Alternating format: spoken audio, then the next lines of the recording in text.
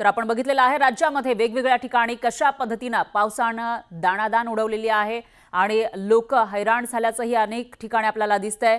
तर ही दृश्य आपल्याकडे आहेत नाशिकच्या सिन्नर मधली, भीमाशंकर मधली, माळशिरस आणि इंदापूर इथली दृश्य आपण बघितली तर सगळीकडे पाणीच पाणी दिसतंय। नाशिकच्या सिन्नर तालुक्यात झालेल्या मुसळधार पावसानं रस्त्यांना नदीचं स्वरूप आलं। तर पुणे जिल्ह्याच्या खेड तालुक्यातील भीमाशंकर परिसरात जोरदार पाऊस झाला आहे, त्यामुळे पावसाचा हाहाकार या ठिकाणी पाहायला मिळाला। तर डोंगरकड्यावरील ओढे नाले दुथडी भरून वाहू लागलेत आणि भीमा नदीला पहिल्याच पावसात पूर आला। तर माळशिरस तालुक्यामध्ये मुसळधार पावसानं झोडपून काढलेला आहे। इंदापूर तालुक्यात सलग 5 ते 7 दिवस पाऊस पडतोय, त्यामुळे मोठ्या प्रमाणामध्ये लोकांचं नुकसान झालंय।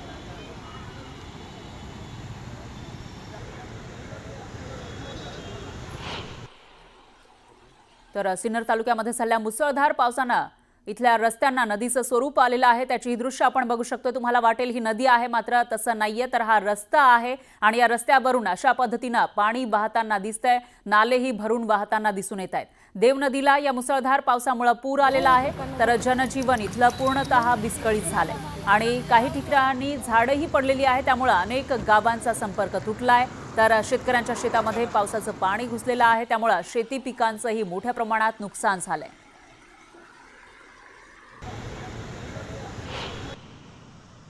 तर माळशिरस तालुक्यामध्ये मुसळधार पावसानं झोडपून काढलेला आहे। माळीनगर पूर्व भाग जलमय झालाय आणि नीरा नदी दुथडी भरून वाहू लागली आहे। नदीकाठच्या 20 घरांमध्ये पाणी शिरल्याची ही माहिती आहे आणि 85 कुटुंबांचं त्यानंतर स्थलांतर केल्याची माहिती समोर येते। तर लोकवस्ती आहे ही आणि त्यामध्ये कशा पद्धतीने पाणी शिरलं, त्यानंतर लोकांचे कसे हाल होत आहेत त्याचा अंदाज आपण बांधू शकतो। याशिवाय शेतीच्या परिसरामध्येही मोठ्या प्रमाणामध्ये पाणी वाहताना दिसून येतंय।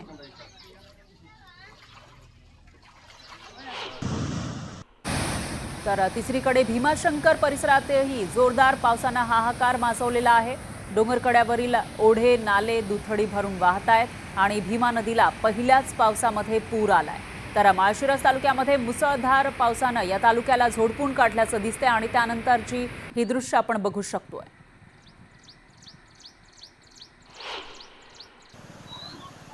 तर दुसरीकडे इंदापूर तालुक्यामध्ये सलग 5 ते 7 दिवसांपासून पाऊस पडतोय, त्यामुळे मोठ्या प्रमाणामध्ये नुकसान झालेलं आहे। त्याचा अंदाज आपल्याला या दृश्यांच्या माध्यमातून येऊ शकेल।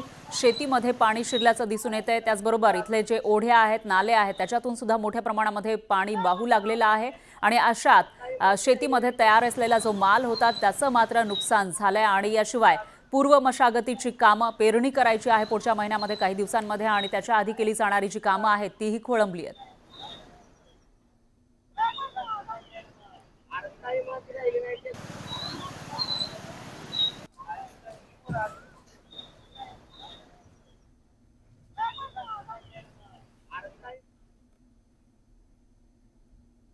तर कोकणात गेल्या 24 तासांमध्ये मुसळधार पाऊस बरसतोय आणि इथलं जनजीवन विस्कळीत झालेलं आहे। रत्नागिरी जिल्ह्यातील Dapoli Harne coastal bypass road मोठ्या प्रमाणामध्ये खचलाय, त्यामुळे वाहतुकीला अडथळा निर्माण झालेला आहे। आणि याविषयी अधिक माहितीसाठी आपले प्रतिनिधी शिवाजी गोरे हे थेट रत्नागिरीमधून आपल्यासोबत जोडले गेले आहेत। शिवाजी, काय सांगाल? कोकणात दरवर्षी चांगला पाऊस पडतो, जास्तही पाऊस पडतो, मात्र आता मे महिना सुरू आहे आणि अशामध्ये कोसळणारा हा जो धो-धो पाऊस आहे त्यामुळे नेमका काय परिणाम आपल्याला दिसून येतोय? आणि दुसरं म्हणजे Dapoli Harne coastal bypass road खचल्याची माहिती आहे, त्या ठिकाणी सध्या कशी स्थिती आहे? फरा कोकणामध्ये गेल्या 24 तासापासून मुसळधार पाऊस कोसळतोय।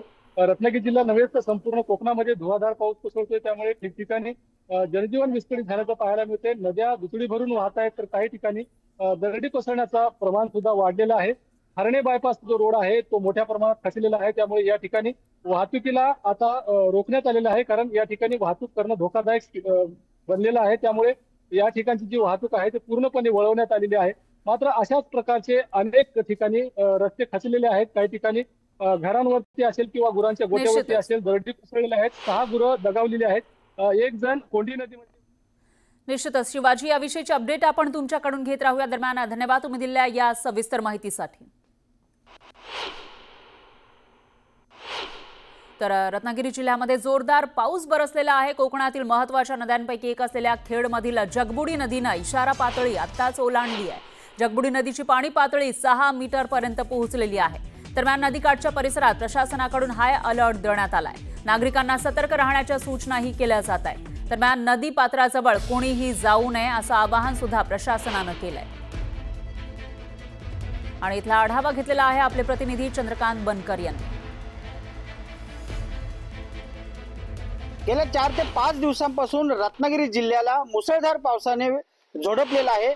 परिणामी रत्नागिरी जिल्ह्यातल्या सगळ्यात मोठ्या नद्यांपैकी एक नदी असलेल्या जगबुडी नदीने इशारा पातळी ओलांडलेली आहे। माझ्या पाठीमागे आपण बघू शकता ही जगबुडी नदीने इशारा पातळी ओलांडलेली आहे। 5 मीटर ही इशारा पातळी आहे आणि 7 मीटर पाण्याची पातळी ही धोकादायक पाण्याची पातळी आहे। आणि आता सध्या जगबुडी नदीची पाण्याची पातळी ही 6 मीटर इतकी आहे। त्याच्यामुळे जगबुडी नदीने इशारा पातळी ओलांडलेली आहे। नदीकाठची जी गावं आहेत त्यांना सतर्कतेचा इशारा प्रशासनाने दिलेला आहे। विनाकारण नदीकाठी कोणीही जाऊ नये, तसेच मासे मारण्यासाठी वगैरे जाऊ नये असं आव्हान या ठिकाणी प्रशासनाने केलेलं आहे। संपूर्ण रत्नागिरी जिल्ह्यालाच पावसाने या ठिकाणी झोडपलेलं आहे। इतर ज्या नद्या आहेत, वाशिष्ठी आहे, त्याच्यानंतर संगमेश्वरची नदी असेल, या सर्व नद्यांना आता जरी इशारा पातळीच्या खाली असल्या तरी सुद्धा सतर्कतेचा इशारा शासनाने दिलेला आहे।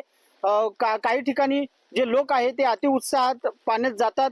त्या ठिकाणी पाण्यात बुडण्याच्या घटना देखील 2 ठिकाणी, दापोली आणि चिपळूण या ठिकाणी घडलेल्या आहेत। सुदैवाने चिपळूणला जीवितहानी झाली नाही, मात्र प्रशासनाने विनाकारण नदीकाठी न जाण्याचं आवाहन या ठिकाणी केलेलं आहे। चंद्रकांत बनकर, न्यूज 18 लोकमत, खेड, रत्नागिरी।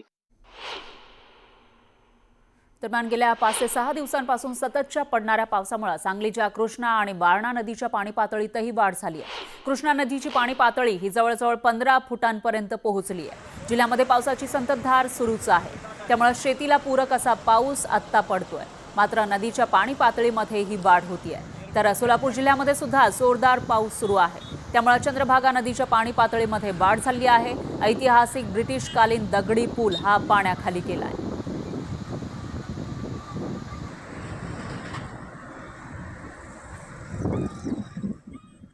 तर कल्याण तालुक्यातील मोहिली गावाजवळ पावसामुळे उल्हास नदीला पूरस्थिती निर्माण झालेली आहे। नदीच्या पाण्याची पातळी झपाट्याने वाढतीये, त्यामुळे 3 गुराखी अडकून पडले होते आणि केडीएमसी अग्निशमन दल घटनास्थळी पोहोचलं। मात्र पाण्याचा प्रवाह जास्त असल्यामुळे बचाव कार्यात अडथळा येत होता। अशा वेळी 2 धाडसी स्थानिक तरुणांनी जीवाची पर्वा न करता बेटावर अडकलेल्या तिघांची यशस्वी सुटका केली। स्थानिक नागरिकांकडून या तरुणांचं कौतुक केलं जात आहे। ही दृश्य आपण बघू शकतोय। कल्याणमधली स्थानिकांनी गुराखींची सुटका केलेली आहे। या ठिकाणी ओढा आलेला होता पाण्याचा की त्याच्यामध्ये हे गुराखी अडकून पडलेले होते। अग्निशमन दलाला सुद्धा त्यांना बाहेर काढणं शक्य नव्हतं। अशामध्ये या स्थानिक तरुणांनी या गुराख्यांचे प्राण वाचवले। तर तिकडची दृश्य आपण बघू शकतोय न्यूज 18 लोकमतच्या माध्यमातून। दरवर्षी ज्या वेळेला जून जुलैमध्ये धोधो पाऊस बरसतो त्यावेळेला साधारणतः अशी स्थिती निर्माण होते, मात्र मे महिन्यामध्येच ही स्थिती या ठिकाणी निर्माण झालेली होती। कल्याणमधली दृश्य आहेत। कल्याण तालुक्यातील मोहिली गावाजवळ पावसामुळे उल्हास नदीला पूरस्थिती निर्माण झाली होती आणि त्यामध्ये अडकून पडलेले हे गुराखी ज्यांना वाचवण्यात यश आलं।